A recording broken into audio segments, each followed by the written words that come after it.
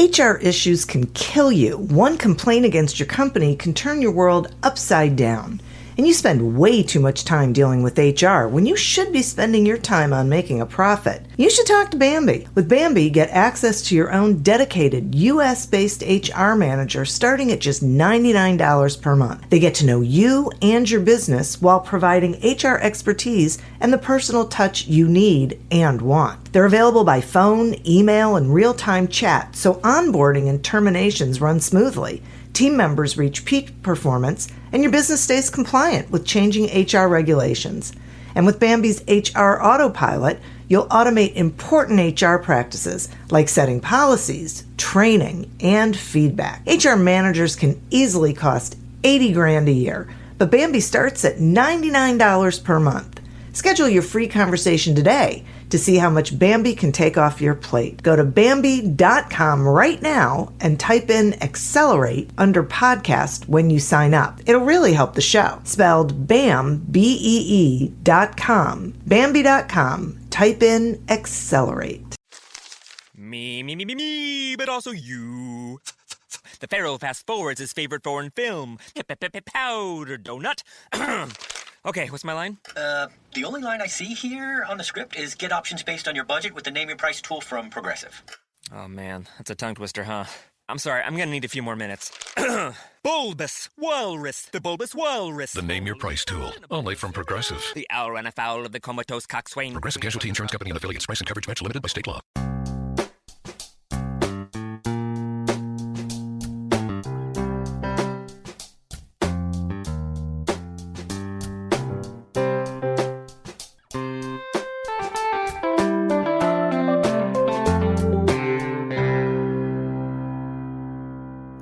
Welcome to Accelerate Your Business Growth with your host, Diane Helbig. Diane is a leading small business development and leadership coach, author, and speaker who is passionate about sharing valuable ideas, tips, and techniques with business professionals worldwide. Diane brings you the world's experts and gurus in all things business. Whether it's sales, structure, social media, planning, or plateauing, guests bring their expertise and energy to each episode.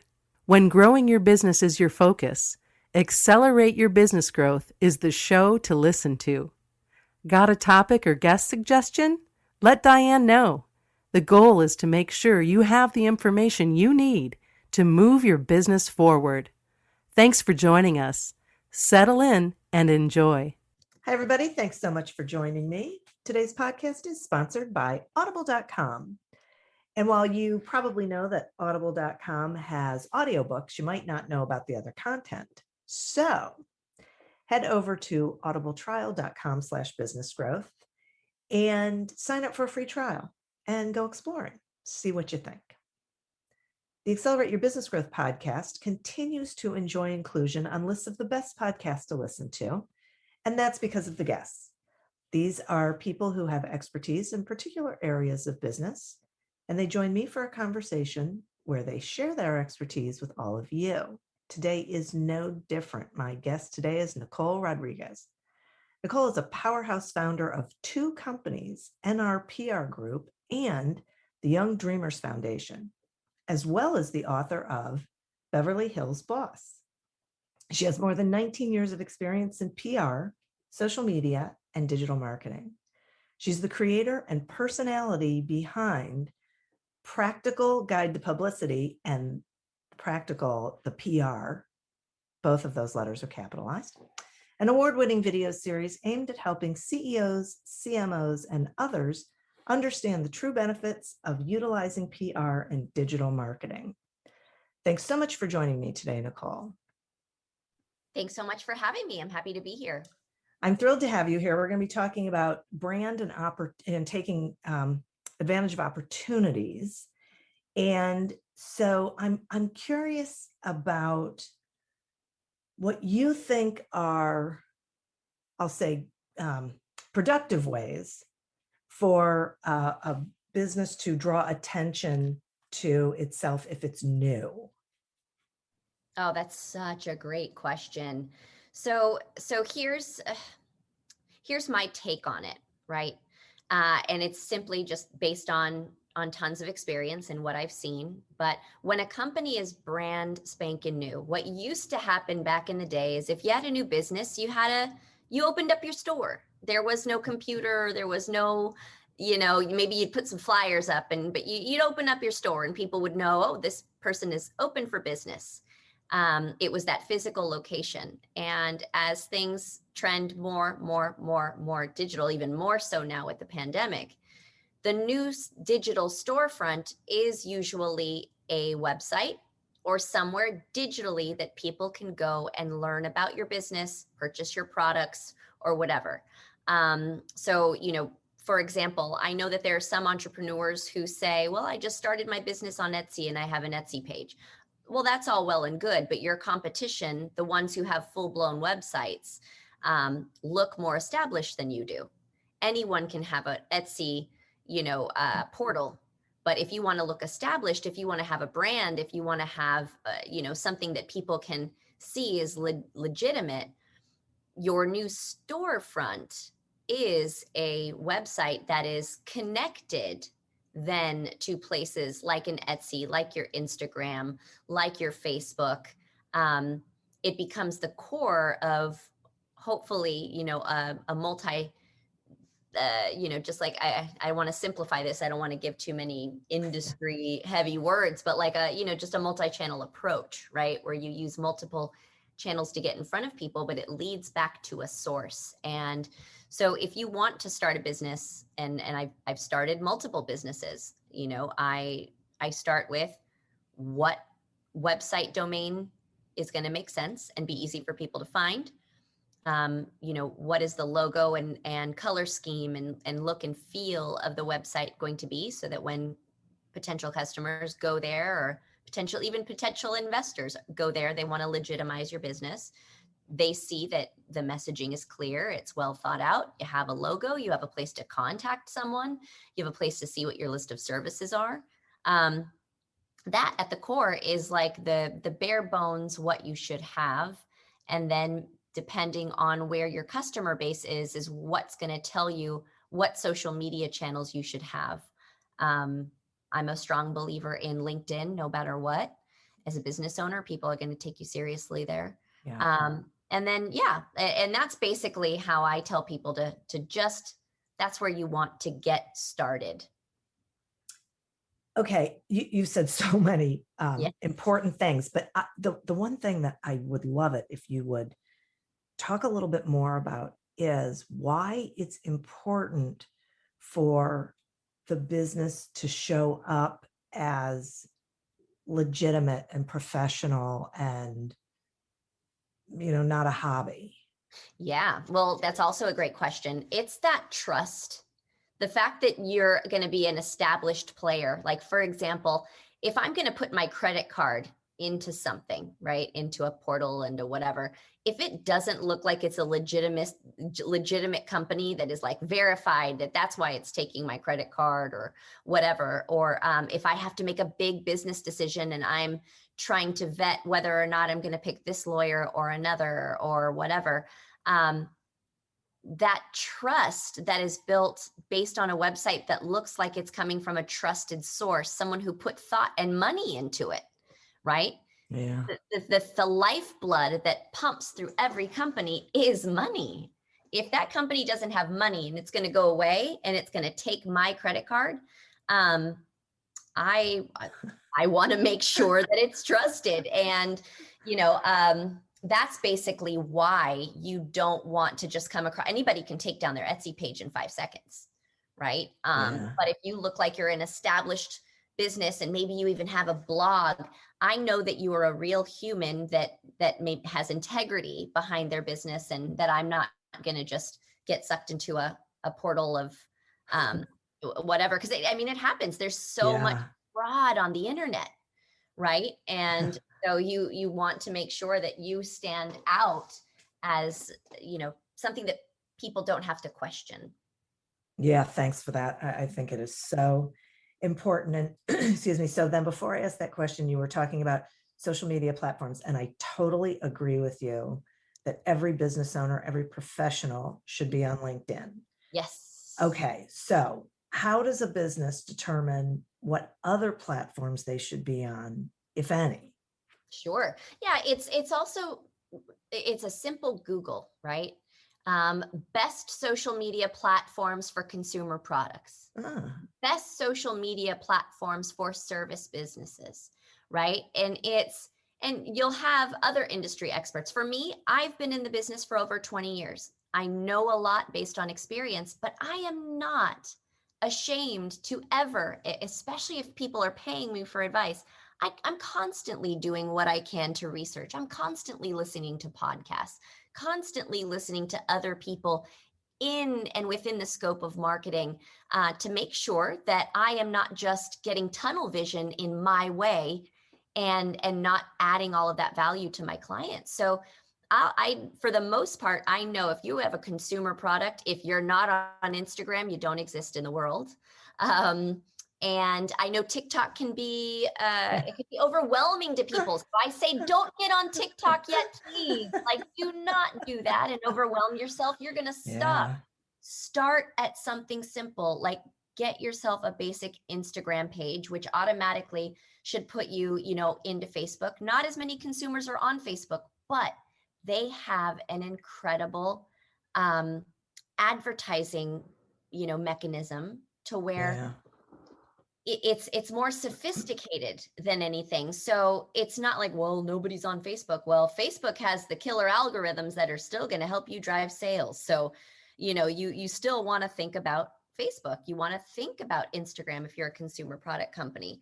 And then you want to build from there and figure out, what else you want to add to it. People will forgive you if they see you on at least two platforms in LinkedIn. They're going to say, okay, they're at least legitimizing themselves. But if they're nowhere on social media and you're a consumer product company, forget it. Again, you just don't exist, because this is where people are. They want to scroll, scroll, scroll. They want to see cool pictures. They want to see that you're a cool brand. And that's one of the easiest ways that they can do that. So, yeah.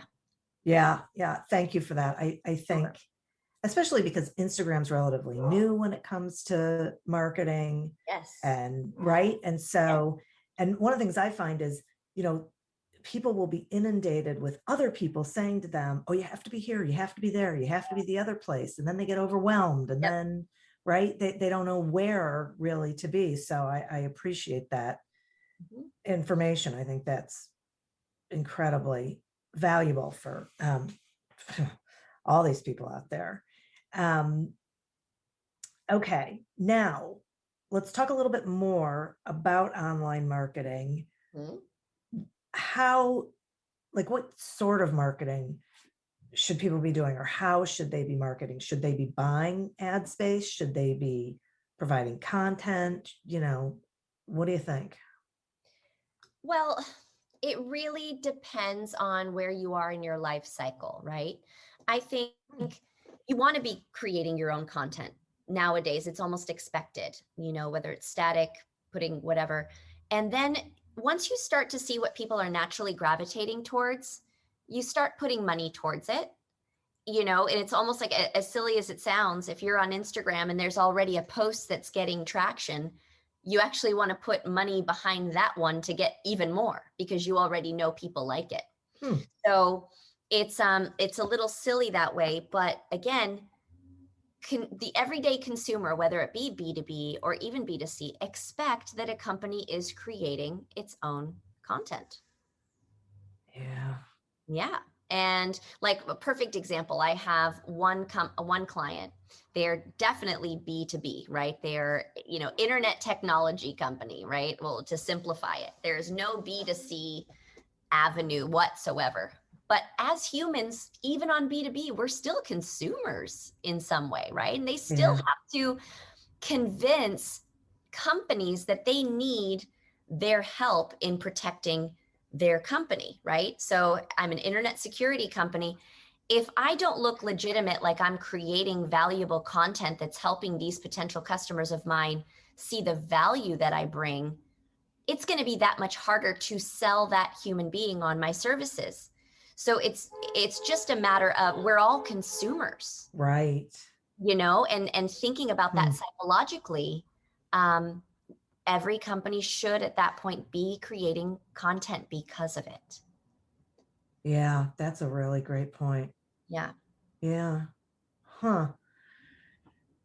Okay. Now, you also mentioned something about, Facebook having this algorithm that it can really, and it does seem like you can really drill down and target very specifically who you want to see your ads. But I'm wondering if you can talk a little bit about how a small business figures out what that prospect persona looks like. Well, I mean, there's so many different ways, and oftentimes it really depends on what budget you have to do all the in-depth market research. Uh, It's like, yeah. oh, so say you're starting from scratch and it's you and maybe a founder and you have very little budget to dive deep into whatever. To be honest, I tell founders, think about your own personal why. Hmm. Think about why you decided to do it, because usually there's a personal connection inside of you that's going to connect to that end user. Were you frustrated by a a system or a product or whatever? If you were frustrated, who else in your circle? And then think about those Hmm. demographics. Where do you fit? Where do they fit? Okay, great. So then from there, having that, like, hey, you know what? I am part of my own target market. I also know that these other personas sort of fit into it. And then you start trolling the internet, seeing what people are saying. Jump into forums, go into Reddit, for goodness sakes. Is there a Reddit forum about it? And start picking people's brains. Have a small, brainstorm group.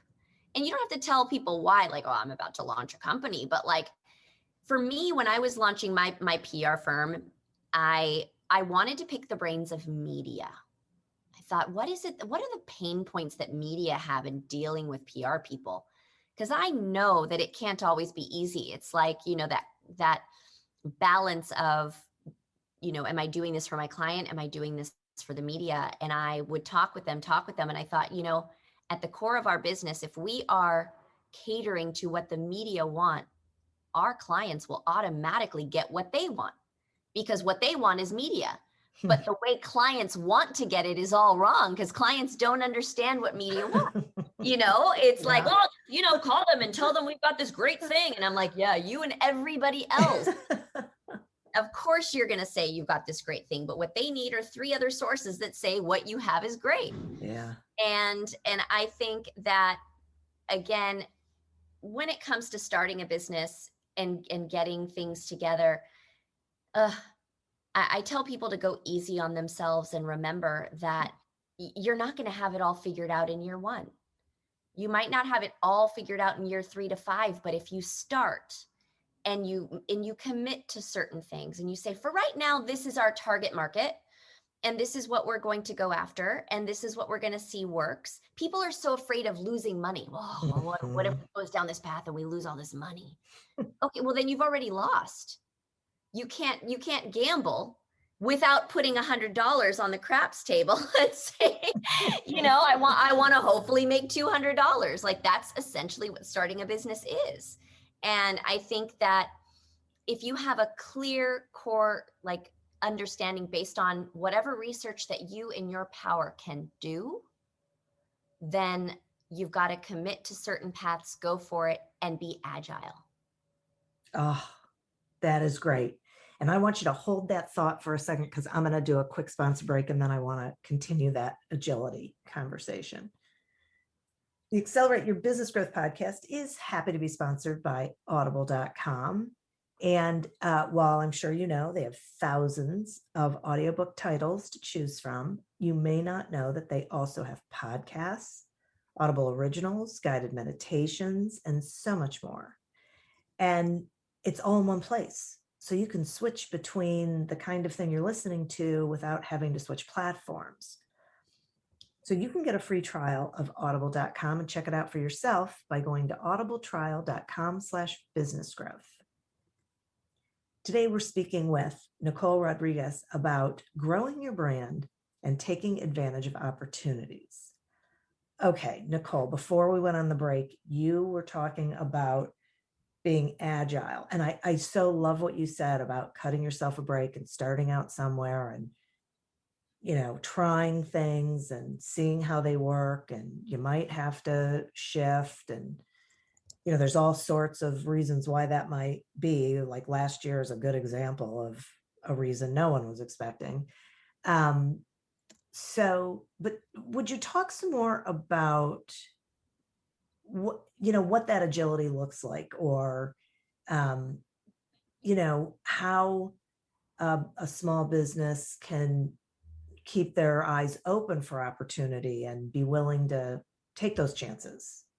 Yeah, I would say the only bit of advice for doing that is the only way to do it is never be complacent. Never assume you have it all figured out. And that doesn't mean break what's already working. Like if it's working, okay, go with it, strengthen it, make it even stronger, right? Don't change it. If it's working, don't change it.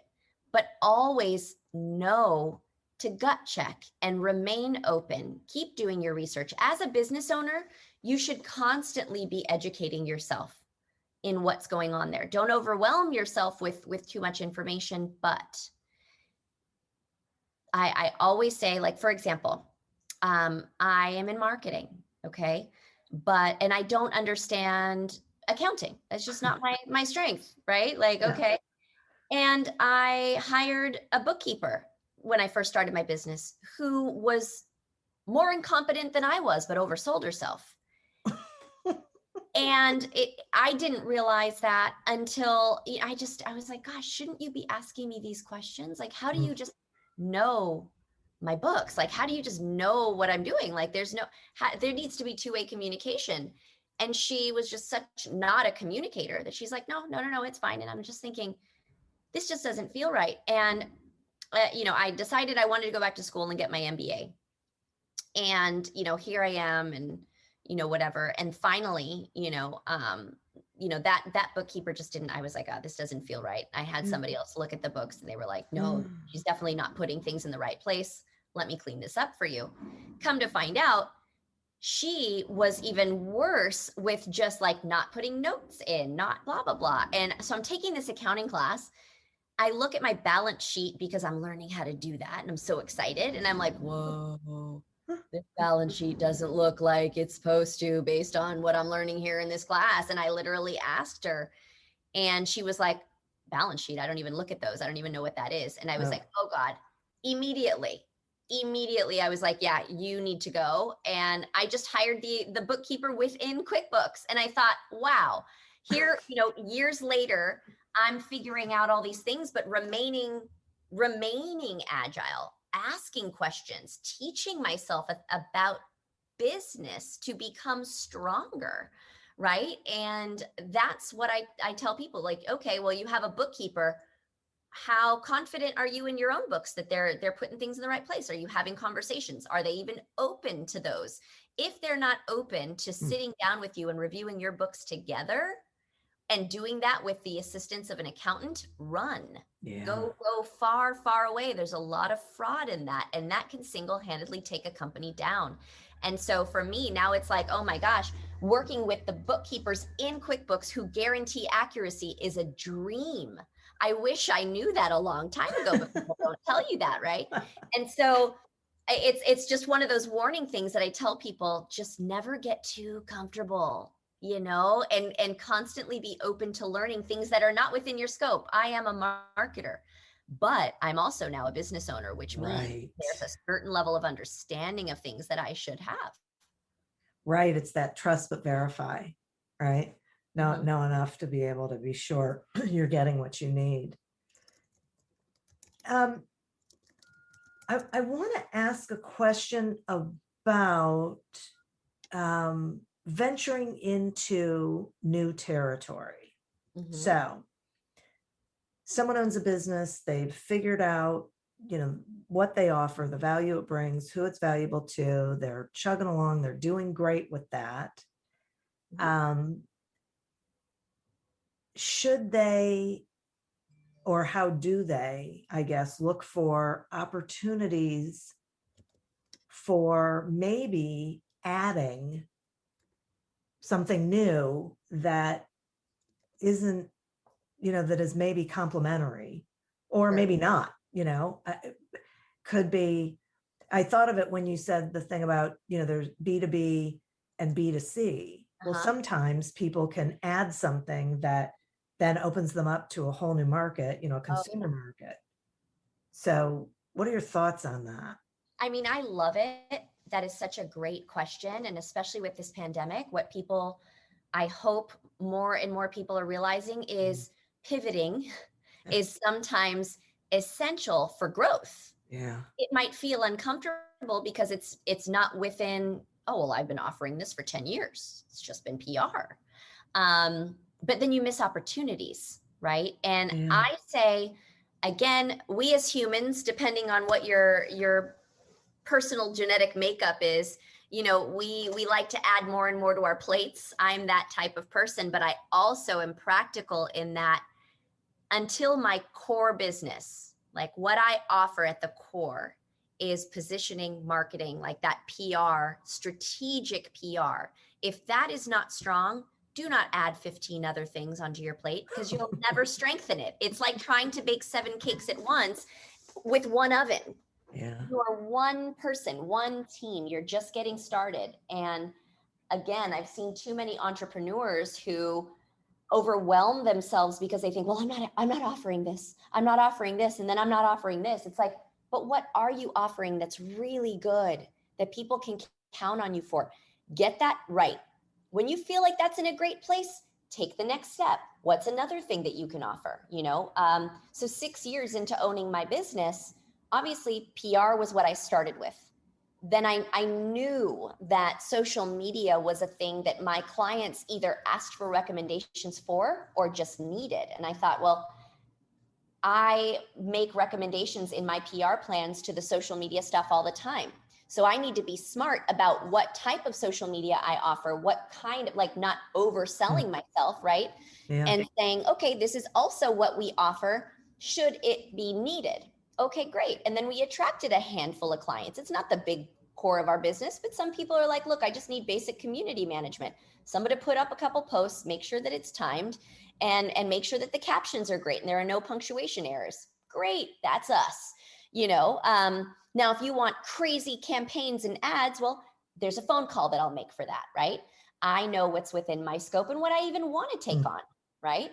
And Yeah. then come pandemic time, I realized that there were so many of my close friends who were either getting laid off, worried about their businesses, and whatever. And what I realized is I'd already started 2 companies from the ground up, me as the sole owner and starter of all those things. And I thought, wow, I actually know how to start, position, organize, and take to market companies from the ground up. Why don't I offer that? Most people don't think that that's a thing in a PR firm.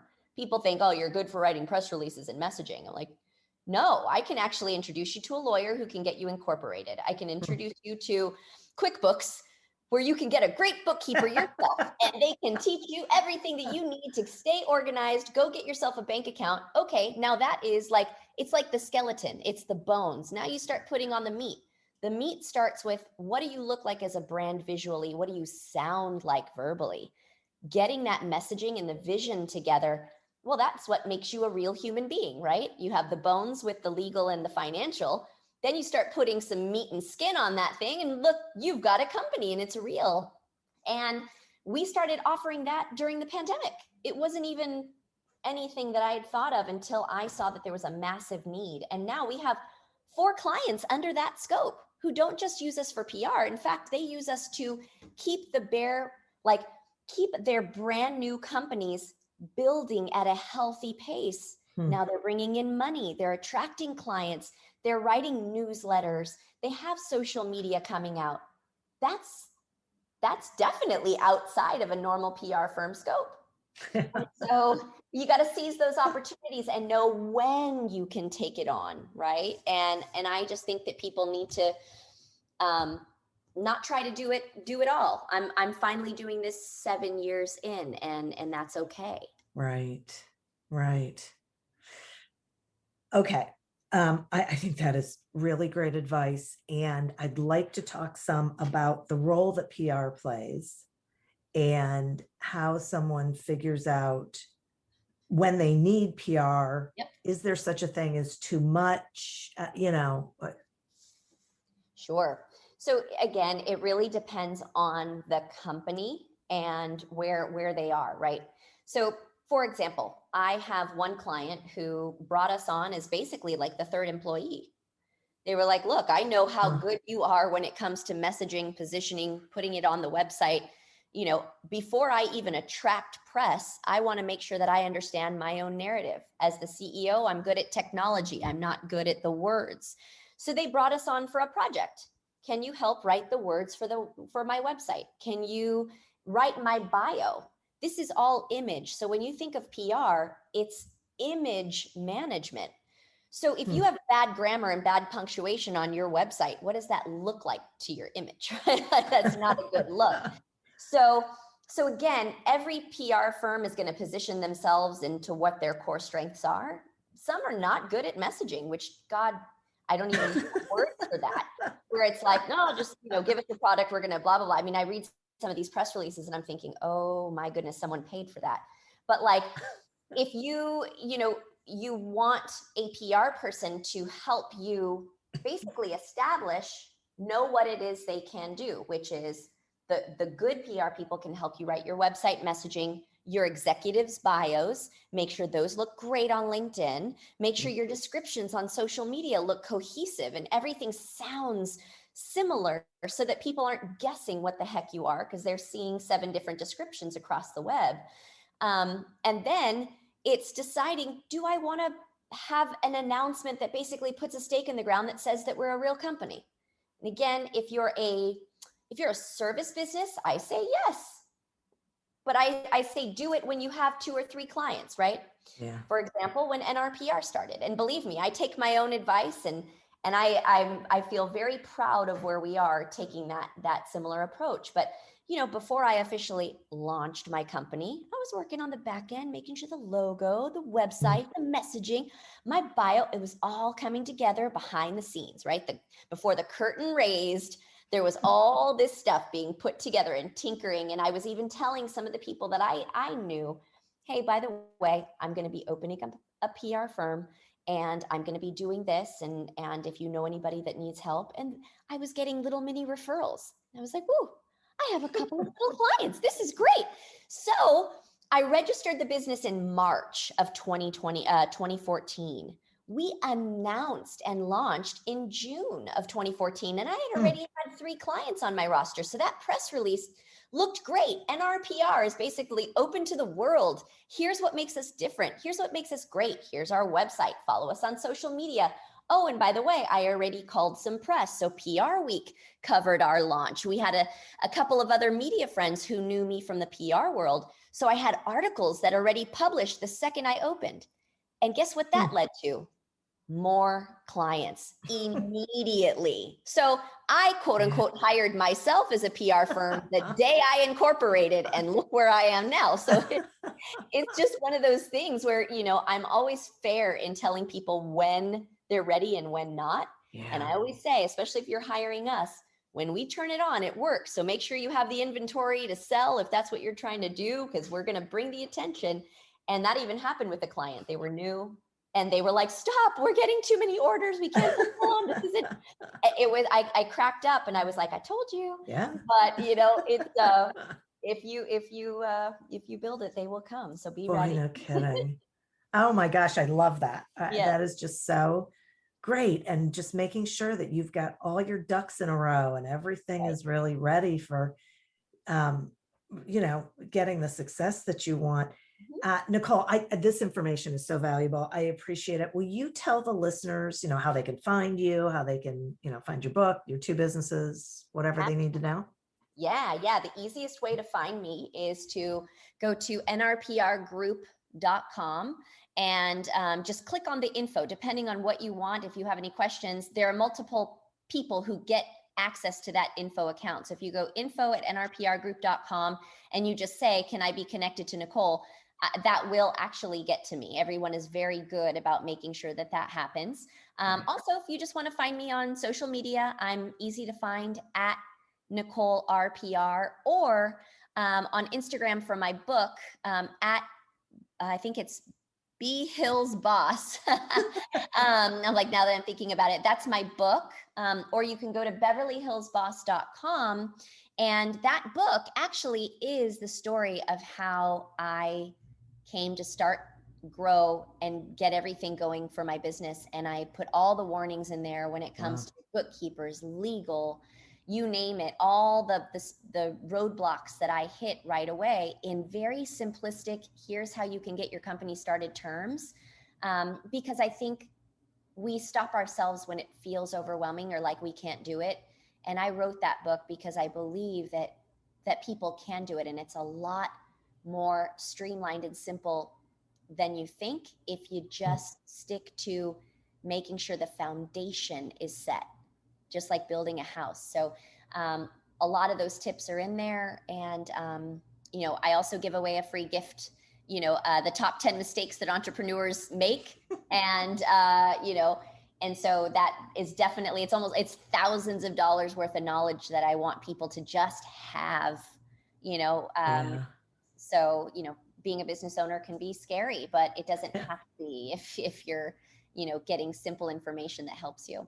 No kidding. Wow. That is great. Thank you. Thanks for writing that book. I think that is tremendously valuable. And thanks for spending time with me here today to share information with the listeners. Also tremendously valuable.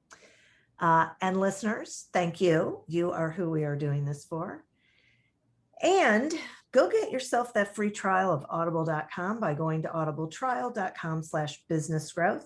Sign up for the trial, check it out, look around, see what is there for you to enjoy, for your listening enjoyment, as they say. As always, continue to prosper and be curious. And until we meet again on another episode of Accelerate Your Business Growth, goodbye and good day. Me, but also you. The Pharaoh fast forwards his favorite foreign film, Powder Donut. Okay, what's my line? The only line I see here on the script is get options based on your budget with the Name Your Price tool from Progressive. Oh man, that's a tongue twister, huh? I'm sorry, I'm gonna need a few more minutes. Bulbous Walrus, the Bulbous Walrus. The Name Your Price tool, only from Progressive. The owl ran afoul of the comatose coxswain. Progressive Casualty Insurance Company and affiliates. Price and coverage match limited by state law.